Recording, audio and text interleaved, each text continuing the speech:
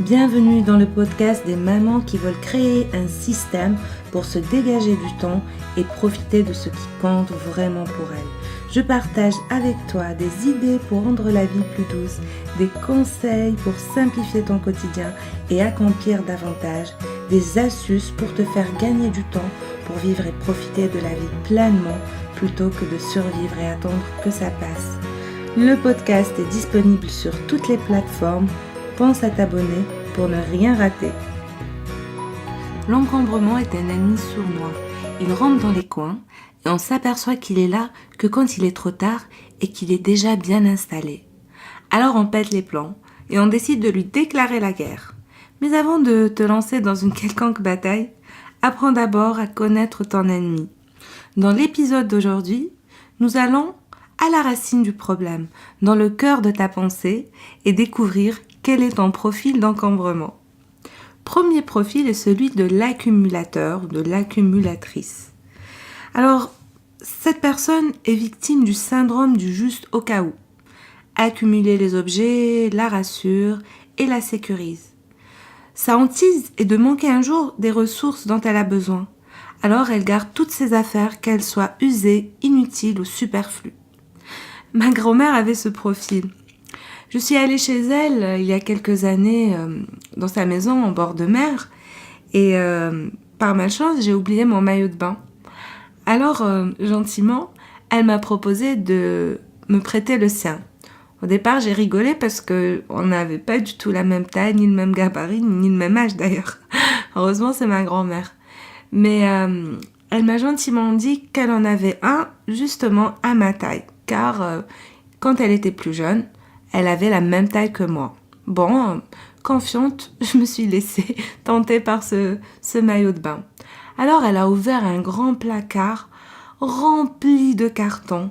Elle a pris une grande échelle et a décidé de tout descendre. Et on a cherché pendant presque, je sais pas si j'exagère, mais ça m'a paru long, mais presque 1 heure de temps. Pour qu'enfin elle me sorte un maillot de bain mais ridicule, une sorte de, je sais pas moi, il y avait des gros pois marrons, une couleur bizarre, et puis avec des bonnets pointus et très durs. En fait, c'était un truc à la mode dans les années 50, parce que c'était un maillot des années 50. Il manquait juste Marty et la Doloréade pour tourner un épisode de Retour vers le futur. Vraiment, j'avais l'air ridicule. En fait, tout ça pour te dire que ma grand-mère gardait tout.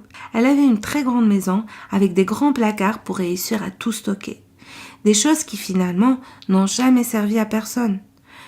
Je savais où aller en tout cas en temps de guerre ou de guerre nucléaire, car avec tout ce qu'elle stockait comme nourriture, on avait de quoi survivre pendant au moins 10 ans.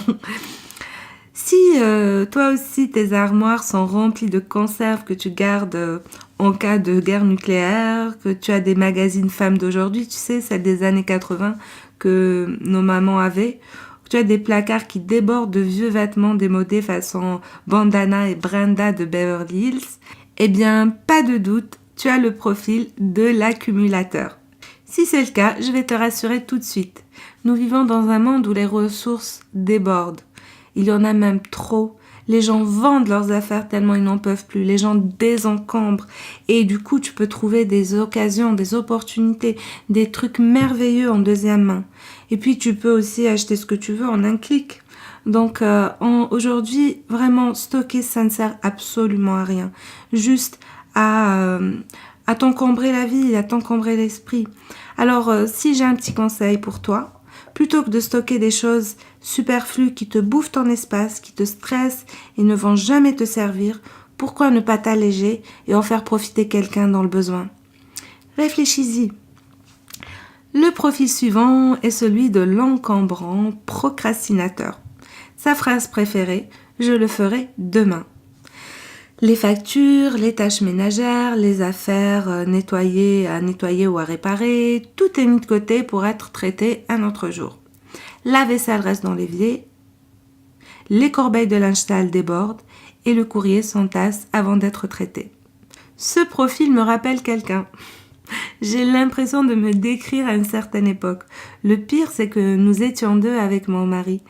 Et il n'y en avait aucun pour rattraper l'autre. Heureusement, nous avons beaucoup mûri et grandi depuis le temps. Et aujourd'hui, c'est comme un lointain souvenir et on en rigole. La vaisselle dans l'évier, le linge humide qui pourrit dans le lave-linge, ça c'est vraiment de l'histoire ancienne, heureusement. Si toi aussi tu te reconnais dans ce profil, souviens-toi que demain tu n'auras pas plus de temps ni d'énergie qu'aujourd'hui et que remettre à plus tard les décisions ne fera que les rendre plus compliquées et difficiles à gérer. Car pour le travail de chaque journée viendra se greffer le travail inachevé de la veille. Pour s'en sortir, le procrastinateur peut appliquer le meilleur remède qui existe au monde, l'action. Un simple début crée l'élan nécessaire pour terminer le travail. J'en ai parlé en détail dans l'épisode d'hier. Retourne-y si tu ne l'as pas encore suivi. Alors, le profil suivant. L'encombrant rebelle. Je ne veux pas et tu ne m'obligeras pas à le faire. C'est ça sa phrase préférée. Le rebelle a gardé les séquelles de son adolescence. Il a souvent été forcé d'agir pour son bien. Et en tant qu'adulte, il exprime toujours la détermination obstinée d'un enfant de 4 ans qui refuse de ranger ses jouets. Je reconnais par là le conjoint de ma meilleure amie, s'il m'entendait. Le rebelle ne rangera pas ses chaussettes dans le panier à linge, mais les jettera juste à côté. Non, il ne mettra pas le bol de céréales dans le lave-vaisselle, mais le laissera durcir dans l'évier. Oui, il est comme ça, le rebelle. Il se venge de je ne sais quoi. Quand on lui dit de ramasser ses affaires, il en laisse traîner davantage. Le rebelle doit se rappeler d'une chose, que la guerre avec maman est finie. Ils ne vivent plus avec elle et leur propre famille mérite un adulte responsable de ses affaires, pas un enfant boudeur.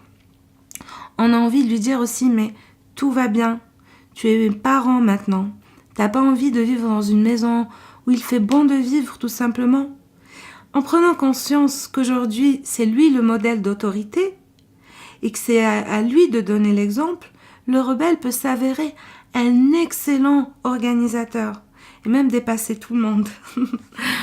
Le profil suivant, c'est celui du perfectionniste. Sa phrase préférée, la semaine prochaine, je vais tout organiser parfaitement.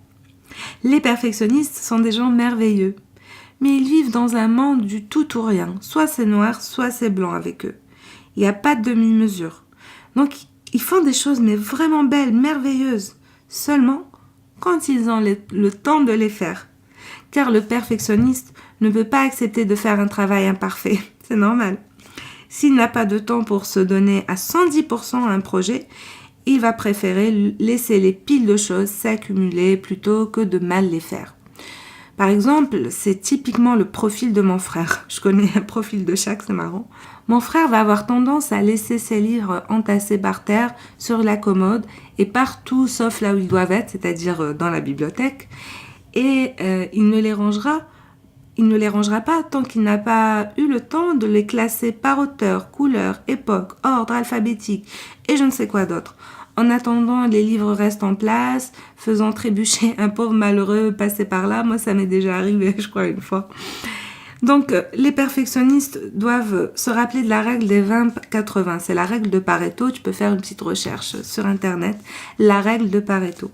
Et cette règle-là dit qu'on peut faire, en faisant seulement 20% d'efforts, on peut effectuer et abattre 80% du travail. En se donnant la permission de ne faire que 20%, les perfectionnistes triompheront et avanceront à grands pas. Voilà. Je ne sais pas quel est ton profil, mais si tu te reconnais dans un de ces profils, ça serait amusant de me les envoyer par mail ou alors en commentaire selon la plateforme par laquelle tu suis mes podcasts. En attendant, je te dis salut et à demain. Si cet épisode t'a plu, pense à laisser un avis sur Apple Podcast. Ça te prend seulement 1 minute, tu n'auras à le faire qu'une seule fois et ça m'aide énormément à me faire connaître. Si tu veux continuer à passer un petit moment avec moi, alors abonne-toi. En attendant, je te dis à la prochaine pour un nouvel épisode.